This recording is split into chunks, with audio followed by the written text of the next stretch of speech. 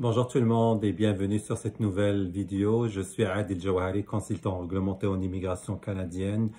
Je suis aussi reconnu par le ministère de l'Immigration, de la francisation et de l'intégration du Québec. Aujourd'hui, on va encore poursuivre un peu sur le sujet qui intéresse tout le monde. Donc, la dernière vidéo, on a parlé un peu sur comment trouver un travail au Canada par un candidat qui se trouve à l'étranger. Donc, comme je l'avais précisé, c'est que en général, les candidats doivent entrer en communication directement avec des employeurs canadiens ou des agences de placement internationales. Donc, il faut faire des demandes directes auprès des agences de placement internationales ou auprès des employeurs canadiens. Comme ça, ils peuvent éventuellement obtenir une entrevue d'embauche ou une entrevue pour un futur emploi. Aujourd'hui, on va poursuivre sur cette lignée pour expliquer un peu comment ça fonctionne par la suite. Donc, éventuellement, vous êtes un candidat à l'immigration canadienne, vous décidez de venir ici en tant que travailleur étranger temporaire. Donc, la première chose, vous avez besoin d'une offre d'emploi validée. Ça veut dire que vous allez communiquer, admettons, vous allez postuler pour un emploi au Canada auprès d'un employeur canadien. L'employeur canadien qui s'intéresse à votre profil va vous passer des entrevues d'embauche, va communiquer avec vous. Donc, vous allez passer tout le processus d'embauche avec l'employeur canadien. Puis, éventuellement, si l'employeur canadien décide de vous embaucher, mais la première étape, c'est que cet employeur canadien va devoir faire des démarches lui-même auprès de l'IRCC, donc Immigration Canada. Au fond, ce que l'employeur doit aller chercher, c'est ce qu'on appelle l'étude d'impact sur le marché du travail.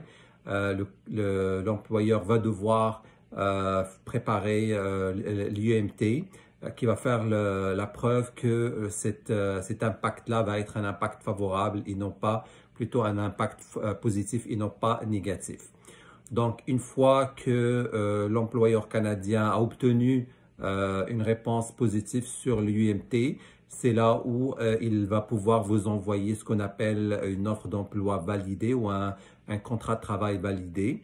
Avec ce contrat de travail, il va y avoir des démarches à faire par le candidat en général. Donc, le candidat qui a obtenu une offre de travail validée au Canada, il va devoir à ce moment-là postuler pour avoir un permis de travail temporaire et par la suite avoir son visa de travailleur étranger temporaire. En général, cette partie-là est faite par le candidat en question, donc c'est lui-même qui va communiquer avec un bureau d'immigration comme le nôtre ou avec un avocat ou en immigration pour mandater ce bureau-là pour faire ces démarches-là pour lui. Sinon, il y a certaines situations où l'employeur canadien fait aussi affaire déjà avec des bureaux d'avocats ou des cabinets de consultants réglementés en immigration pour faire la partie qui est à la charge du candidat en question. Donc, il y a deux situations qui peuvent se présenter. Premièrement, vous avez une offre de travail ou une offre d'emploi validée au Canada. L'employeur va vous envoyer ça pour que vous puissiez commencer par vous-même les démarches de travailleurs étrangers temporaires, donc pour l'obtention d'un visa de travailleur étranger temporaire, ou que l'employeur va faire ces démarches-là via un cabinet mandaté, si jamais il a déjà un cabinet avec qui il fait affaire. Donc, il est très important pour les candidats qui souhaitent venir au Canada avec un contrat de travail, donc venir ici pas en tant que travailleur qualifié dans le cadre d'un programme de la résidence permanente, mais ils veulent venir en partant de leur pays d'origine avec un contrat de travail, mais ce sont là les démarches à faire. Donc, premièrement, vous communiquez ou vous postulez à des postes directement chez des employeurs canadiens ou via une agence de placement internationale. Ça, c'est la première étape. Éventuellement, vous passerez les entretiens d'embauche. Si vous réussissez les entretiens d'embauche avec l'employeur canadien, à ce moment-là, l'employeur canadien va faire ses propres démarches à lui auprès de l'IRCC. Donc, il doit faire ce qu'on appelle l'UMT, l'étude d'impact sur le marché du travail. Une fois qu'il a une réponse favorable à son UMT, à ce moment-là, il est en mesure de vous offrir ce qu'on appelle l'offre d'emploi validée. Et à partir de ce moment, ça vient la partie où le candidat doit faire ses démarches pour éventuellement obtenir son visa comme travailleur étranger temporaire. Donc, il est très important de comprendre vraiment ces démarches-là parce qu'au fond, il y a une partie qui va incomber à l'employeur, l'autre partie qui va incomber à l'employé éventuellement qui est embauché. Vous avez beaucoup d'informations, et je le répète toujours, sur le site de l'IRCC, donc le site internet de Immigration Canada, le site officiel du gouvernement ou du ministère de l'Immigration. Il y a beaucoup d'informations sur comment justement faire ces démarches-là, comment remplir les formulaires, comment aller étape par étape dans ce processus-là. Puis bien sûr, l'IRCC dans le site web, elle indique clairement que le candidat est en mesure de présenter sa demande par lui-même, donc sans avoir recours au service, que ce soit d'un avocat en immigration ou d'un consultant réglementaire en immigration, mais c'est sûr et certain.